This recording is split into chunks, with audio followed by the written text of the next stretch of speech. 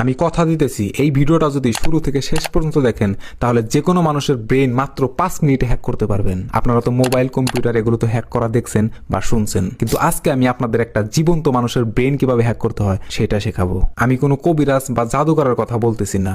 আজ আমি আপনাদের বিজ্ঞানের এমন এক ডার্ক সিক্রেট শেখাবো যা জানলে আপনি যে কোনো মানুষের সিদ্ধান্ত আপনার নিজের হাতের ইশারায় বদলে দিতে পারবেন। কিন্তু সাবধান, ভিডিওর শুরুতে বলে দিতেছি এই জিনিস কোনো খারাপ কাজে ব্যবহার করলে কিন্তু আপনার নিজেরই সর্বনাশ হবে। আজ আমি মানুষের অবচেতন মন বা সাবলিমিনাল কন্ট্রোলের এমন 3টি গোপন চাল দেখাবো যা জানলে আপনি চমকে যাবেন। দেখেন ভাই, আমাদের ব্রেন কিন্তু খুব সহজভাবে চলে না।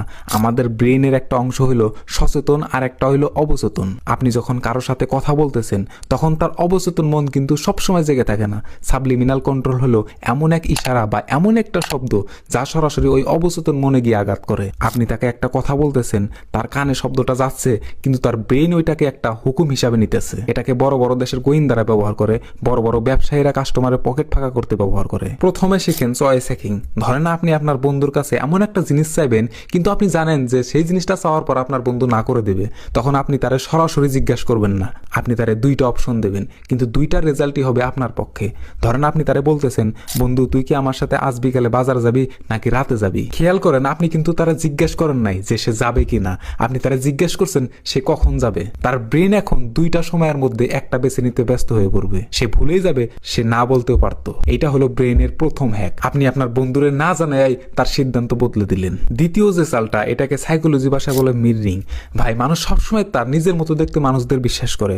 আপনি যার মন জয় করতে চান বা যারে দিয়ে আপনি নিজের কাজ করিয়ে নিতে চান তার অঙ্গিভঙ্গি ফার্স্ট কপি করুন। সে যদি কথা বলার সময় হাত এভাবে রাখে আপনিও আস্তে করে হাতটা ওভাবেই রাখেন। সে যদি একটু নিচু স্বরে কথা বলে আপনিও আপনার স্বরটা একটু নামায় আনার চেষ্টা করেন। যখনই আপনি তারে কপি করবেন তার অবচেতন মন তখন ভাববে, আরে এই লোকটা তো ঠিক আমারই মতো, এই লোকটা তাহলে বিশ্বস্ত। যখনই সে আপনাকে বিশ্বাস করা শুরু করবে তখন আপনি তারে দিয়ে যা খুশি তাই করায় নিতে পারবেন। সে টেরও পাইব না যে আপনি তারে নিজের জালে বন্দি করে ফেলাইছেন। আর সবচেয়ে ভয়ঙ্কর হলো ইয়েস মোমেন্টাম। আপনি কি জানেন কাউকে দিয়ে বড় কোনো হ্যাঁ বলাতে চাইলে আগে তারে দিয়ে ছোট ছোট 3-4টা হ্যাঁ বলিয়ে নিতে হয়। আপনি তারে এমন সব প্রশ্ন করেন যে এটার উত্তর হ্যাঁ ছাড়া সে দিতে পারে না। যেমন, ভাই রোদটা আজকে খুব কড়া উঠছে তাই না? সে বলবে হ্যাঁ। এরপর বলেন চায়ের দোকানের আড্ডাটা দারুণ জমছে তাই না? সে বলবে হ্যাঁ।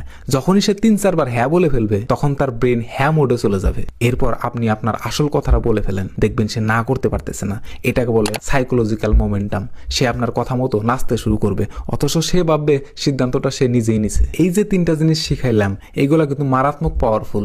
এগুলা দিয়ে আপনি মানুষের উপকারও করতে পারবেন, আবার কারো বড় ক্ষতিও করতে পারবেন। আমি কিন্তু চাই না আমার কোনো ভাই এইগুলা দিয়ে কারোর সাথে বেইমানি করুক। এই শক্তিটা ব্যবহার করেন শুধু নিজেকে বাঁচাতে বা ভালো কোনো কাজে। মনে রাখবেন প্রকৃতি কিন্তু